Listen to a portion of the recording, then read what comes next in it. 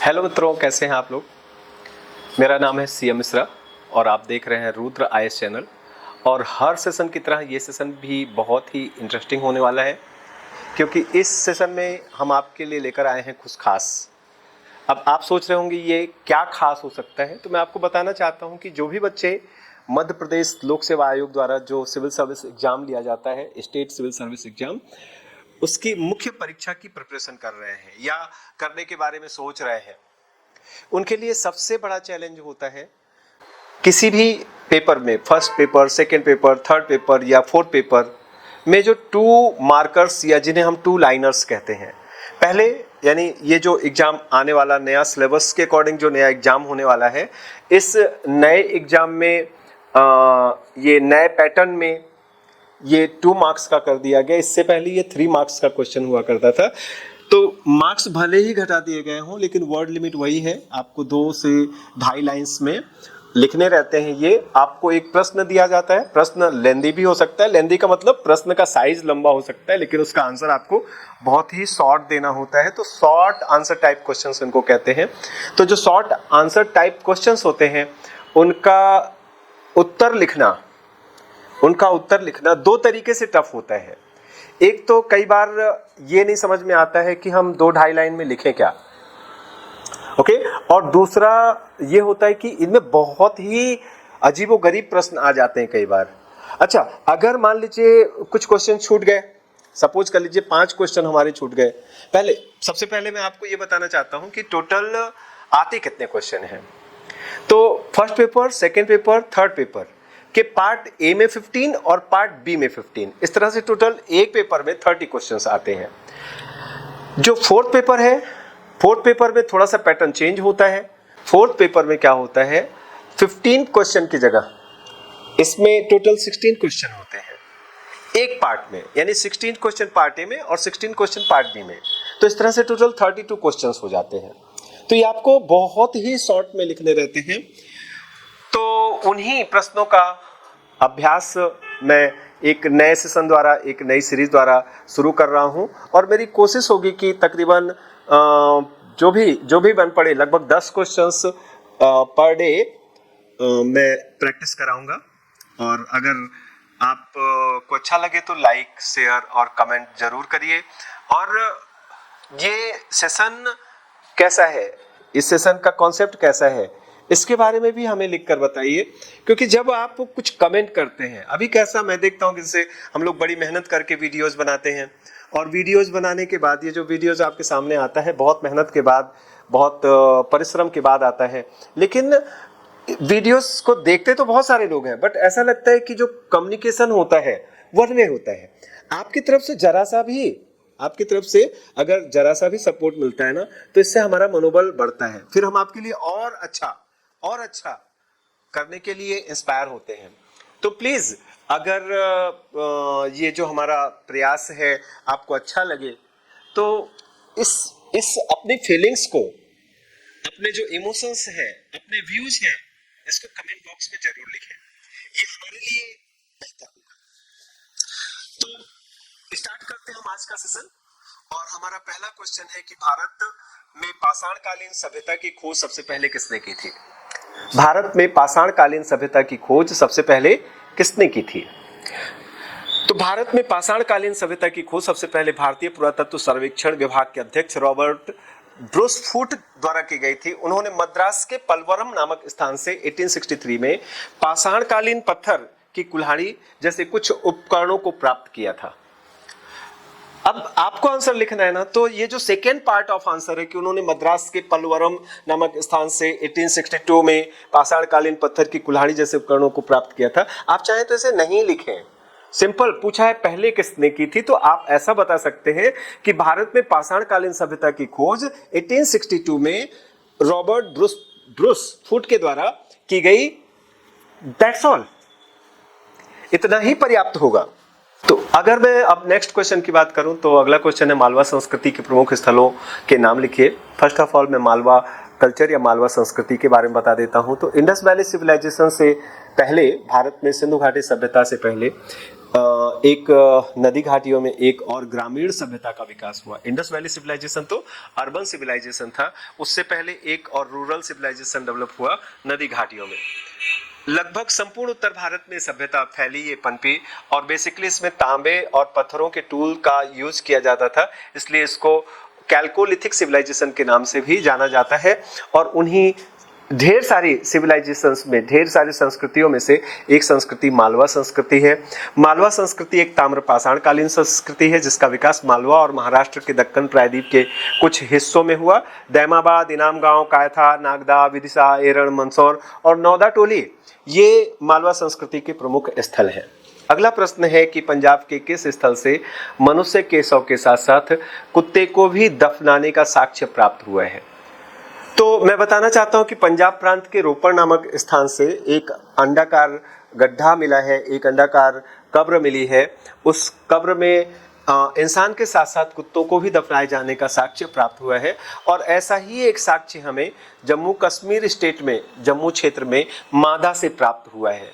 मांदा एक जगह है, मांदा से भी इसी तरह का साक्ष्य प्राप्त हुआ है। नेक्स्ट क्वेश्चन है, प्राचीन नालंदा विश्वविद्यालय वर्तमान बिहार के किस जिले में स्थित है? अब ये तो आप जानते ही हैं कि Nalanda university was the ancient hub of education in India. बहुत दूर दूर से, तकरीबन 17-18 देशों से लोग यहाँ पर पढ़ने के लिए आते थे। बेसिकली यहाँ पर बौद्ध धर्म की शिक्षा दी जाती थी। बट 13वीं शताब्दी में आकर के बख्तियार खिलजी नामक एक मुस्लिम शासक ने इस विश्वविद्यालय को नष्ट करवा दिया। जून 2024 में भारत के प्रधानमंत्री नरेंद्र मोदी ने फिर इस नालंदा परिसर का उद्घाटन किया। तो नालंदा विश्वविद्यालय, पूछा जा रहा है नालंदा विश्वविद्यालय जो है वर्तमान में बिहार के किस राज्य में स्थित है? तो आपका जवाब होगा राजगीर जिले में स्थित है। राजगीर जिला है, राजगीर जिले को राजगृह जिला भी कहते हैं। और राजगीर या राजगृह जो होता था वो पाटलिपुत्र की पहली राजधानी थी। तो पाटलिपुत्र की जो प्रथम कैपिटल थी, पहली राजधानी थी, वहीं पर नालंदा यूनिवर्सिटी या नालंदा विश्वविद्यालय स्थित था। अगला प्रश्न है कि भारत पर आक्रमण करने वाला प्रथम विदेशी शासक कौन था? तो भारत पर आक्रमण करने में सफलता प्राप्त करने वाला प्रथम विदेशी शासक डेरियस या दारा प्रथम था। यह ईरान के हखमनी वंश का शासक था। एक एक्मनीड डायनेस्टी थी ईरान में, बहुत बड़ी डायनेस्टी थी जो यूरोप से लेकर के सेंट्रल एशिया, इवन भारत की बाउंड्री भी छूती थी। इस डायनेस्टी का, एक्मनीड डायनेस्टी का जो फाउंडर था उसका नाम था साइरस। साइरस ने ये डायनेस्टी बनाई थी। तो साइरस का बेटा था डेरियस, जिसे हम हिंदुस्तान में दारा कहते हैं। तो दारा प्रथम ने भारत पर आक्रमण किया और जो हिंदुकुश का क्षेत्र है, हिंदुकुश पहाड़ी का क्षेत्र है, उसके आसपास के क्षेत्र पर इसने अपना साम्राज्य स्थापित किया। हालांकि बहुत बड़ा साम्राज्य भारत में उसका स्थापित नहीं हो पाया था। सिंधु और जो पेशावर, तक्षशिला, गांधार, इन्हीं क्षेत्रों तक वह सीमित रहा, उसके आगे नहीं बढ़ पाया। ये जो प्रथम विदेशी आक्रमण था ये लगभग 550 ईस्वी पूर्व में किया गया, जब मगध पर बिंबिसार का शासन चल रहा था। तो जब मगध पर बिंबिसार का शासन चल रहा था तो उसी समय भारत पर पहला विदेशी आक्रमण हो चुका था। मौर्य काल के 5 चक्रों के नाम और उनके मुख्यालयों के नाम भी लिखिए। तो जो मौर्य काल है, मौर्य काल में चक्र मतलब होता था प्रांत। चंद्रगुप्त मौर्य, जैसा आप जानते हैं, चंद्रगुप्त मौर्य ने एक बहुत विशाल साम्राज्य स्थापित किया। एक विशाल साम्राज्य की स्थापना की 321 ईस्वी पूर्व में। 321 बीसी में चंद्रगुप्त मौर्य ने अपने गुरु चाणक्य के साथ मिलकर के एक विशाल साम्राज्य की स्थापना की। ओके, तो उस विशाल साम्राज्य का जो एडमिनिस्ट्रेशन था, जो गवर्नेंस था, उसका जो प्रशासन था, उस प्रशासन को सही तरीके से चलाने के लिए चंद्रगुप्त मौर्य ने अपने संपूर्ण साम्राज्य को 4 प्रांतों में बांट दिया। 4 प्रांत बहुत आसान है। उत्तर में उत्तरापथ, दक्षिण में दक्षिणापथ, पश्चिम में पश्चिमी प्रांत और पूर्व में पूर्वी प्रांत। ऑब्वियसली पूर्व, पश्चिम, उत्तर, दक्षिण। पूर्वी प्रांत जो था वो उसको प्राची कहते हैं। प्राची की कैपिटल, प्राची की जो राजधानी थी वो स्वयं पाटलिपुत्र थी। यानी पाटलिपुत्र जो थी वो संपूर्ण मगध की राजधानी होने के साथ साथ प्राची प्रांत यानी चक्र की भी राजधानी थी। अब इसके बाद आता है पश्चिमी प्रांत। पश्चिमी जो प्रांत था, पश्चिमी प्रांत की राजधानी अवंती या उज्जैनी थी, जहां जो सम्राट चंद्रगुप्त के पुत्र बिंदुसार ने अपने पुत्र अशोक को जहां का गवर्नर अपॉइंट किया था। इसके बाद उत्तरापथ, उत्तर में उत्तरापथ की राजधानी तक्षशिला थी। तक्षशिला भी भारत का एक प्रमुख जो एजुकेशन सेंटर था, शिक्षा का एक प्रमुख केंद्र था। तक्षशिला में भी एक विश्वविद्यालय हुआ करता था जहां बड़ी दूर दूर से लोग पढ़ने आया करते थे और चंद्रगुप्त मौर्य ने स्वयं तक्षशिला विश्वविद्यालय से पढ़ाई की थी। तक्षशिला विश्वविद्यालय के ही प्रोफेसर थे आचार्य चाणक्य। और दक्षिण का जो प्रांत था, जो दक्षिणी प्रांत था, वो दक्षिणापथ कहलाता था और दक्षिणापथ की राजधानी कर्नाटक में एक जगह है सुवर्णगिरी में ही ये दक्षिणापथ की राजधानी स्थित थी। अगला जो क्वेश्चन है, याज्ञवल्क्य स्मृति, एक शॉर्ट सा शब्द दिया गया है, एक छोटा सा शब्द दिया गया है, याज्ञवल्क्य स्मृति। तो याज्ञवल्क्य स्मृति को भारत में पैतृक हिंदू संपत्ति के हस्तांतरण से संबंधित विधि की प्रथम पुस्तक मानी जाती है। यानी जो पैतृक, जो पुश्तैनी संपत्ति होती है, जो पैतृक यानी पुश्तैनी प्रॉपर्टी होती है हमारी, उस प्रॉपर्टी का बंटवारा भाइयों में, पुत्रियों में कैसे किया जाए, इससे संबंधित पहली संहिता यानी पहली पुस्तक लिखी याज्ञवल्क्य, ऋषि याज्ञवल्क्य ने। ऋषि याज्ञवल्क्य जो थे ये राजा जनक के पुरोहित थे, राजा जनक के दरबार में रहते थे और कानून के बहुत अच्छे जानकार थे। तो ये याज्ञवल्क्य स्मृति जो है एक लंबे समय तक हमारे भारत में संपत्ति हस्तांतरण के लिए उपयोग में लाई जाती रही। इसी याज्ञवल्क्य स्मृति के आधार पर विज्ञानेश्वर नामक एक विद्वान ने मिताक्षरा और जीमूतवाहन नामक एक विद्वान ने दायभाग नामक टीका की रचना की। ओके, तो दायभाग और मिताक्षरा, अगर आप चाहेंगे तो इन पर मैं अलग से एक वीडियो बना दूंगा कि दायभाग और मिताक्षरा क्या चीज होती है।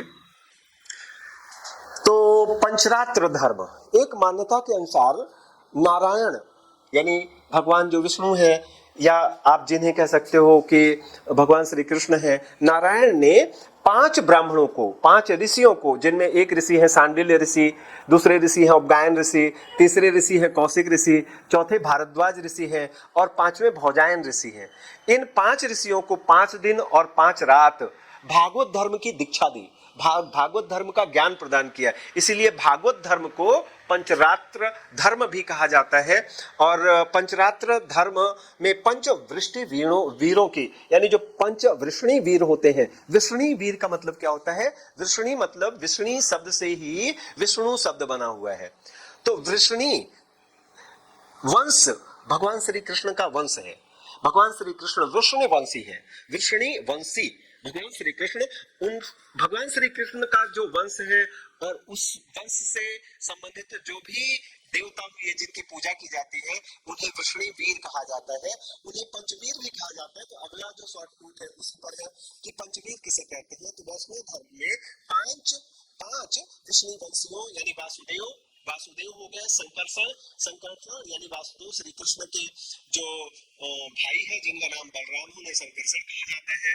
प्रद्युम्न यानी भगवान श्री कृष्ण के पुत्र हैं प्रद्युम्न। अनिरुद्ध यानी भगवान श्री कृष्ण के पौत्र हैं अनिरुद्ध। और सांब ये श्री कृष्ण और जामवंती के पुत्र हैं। इन 5 वृष्णि वीरों की उपासना की जाती है वैष्णव या भागवत धर्म में। कौन कौन से 5? वासुदेव हो गए, संकर्षण हो गए, प्रद्युम्न हो गए और अनिरुद्ध हो गए, सांब हो गए। ओके, ये 5 वृष्णि वीरों की उपासना की जाती है। अब इसके बाद आता है चतुर्व्यूह। चतुर्व्यूह क्या है? ये जो 5 वृष्णि वीर मैंने बताए, जैसे 5 वृष्णि वीरों में वासुदेव श्री कृष्ण हो गए, संकर्षण यानी बलराम हो गए, अनिरुद्ध हो गए, अनिरुद्ध के बाद जो प्रद्युम्न हो गए, तो ओके, और सांब हो गए। ये 5 हुए, इसमें से सांब हटा दीजिए, सांब को निकाल दीजिए, तो बाकी बचते हैं 4। तो उनको चतुर्व्यूह कहा जाता है। ये एग्जाम में ये क्वेश्चन पूछा जा चुका है। तो इस तरह से आज जो मेरा कमिटमेंट था कि 10 शॉर्ट नोट्स को मैं सॉल्व कराऊंगा। अगर आपने अप्रिशिएट किया इस वीडियो को लाइक करके, नीचे अच्छे कमेंट्स लिख करके, तो फिर कंटिन्यू मैं इस प्रोसेस को कंटिन्यू करूंगा। और मैंने जो लगभग 500 शॉर्ट नोट्स, जो हिस्ट्री होता है, इतिहास होता है भारत का इतिहास, यानी जो पेपर फर्स्ट है, पेपर 1 है, फर्स्ट पेपर के पार्ट ए, से रिलेटेड 500 शॉर्ट नोट्स इंग्लिश और हिंदी दोनों में तैयार किए हैं। आप मेरे जो डिस्क्रिप्शन बॉक्स है, इस डिस्क्रिप्शन बॉक्स में मेरे ऐप का, रुद्राज IAS का app RICS powered by Rudras IAS के नाम से आपको ये 500 शॉर्ट नोट्स इंग्लिश में और हिंदी में दोनों में आपको वहां पर मिल जाएंगे। वहां से जाकर के आप इसे ले भी सकते हैं, देख भी सकते हैं। बट ये है कि जब आप वीडियोस देखेंगे, अब आप पूछेंगे कि जब हम शॉर्ट नोट्स वहीं से PDF ले लेंगे तो हम आपके वीडियोस से हमें क्या मतलब। वीडियोस देखेंगे तो वीडियोस में मैं उन्हीं शॉर्ट नोट्स से रिलेटेड कुछ ढेर सारी एडिशनल इंफॉर्मेशंस भी दूंगा, उन शॉर्ट नोट्स से रिलेटेड बहुत सारी अतिरिक्त जानकारियां भी दूंगा। और मेरा हमेशा जैसा कि प्रयास रहता है कि आपको रटना ना पड़े, आपको चीजों को अच्छे से समझाया जाए जिससे आप समझ सको। फॉर एग्जाम्पल, जैसे मैंने अभी थोड़ी देर पहले बात की वृषणीवीर, अब अगर मैं आपको नहीं बताऊंगा कि वृषणीवीर क्या होते हैं तो शायद आपको खोजना पड़े, मेहनत लगानी पड़े। अभी मैंने आपको क्लियर कर दिया कि वृषणी वंश था भगवान श्री कृष्ण का, तो उस वंश के जो नायक हैं, उस वंश से जुड़े जितने लोग हैं जिनकी की पूजा की जाती है हमारे हिंदू धर्म में, सनातन धर्म में, भागवत धर्म में, उनको हम वृषणीवीर कहते हैं। और वृषणीवीरों की कुल संख्या 5 है, तो उन्हें पंच वृषणी भी कहा जाता है। उनमें से एक को माइनस कर दिया जाए तो चतुर्व्यूह कहलाता है। इस तरह से बहुत सारी जानकारियां मैं आपको प्रोवाइड करूंगा, जो कि निश्चित ही आपके नेक्स्ट एग्जाम के लिए, अगले एग्जाम के लिए, या जो लोग अगला एग्जाम नहीं देने के मूड में उनके लिए, उससे अगले एग्जाम के लिए निश्चित तौर पर फायदेमंद होगा।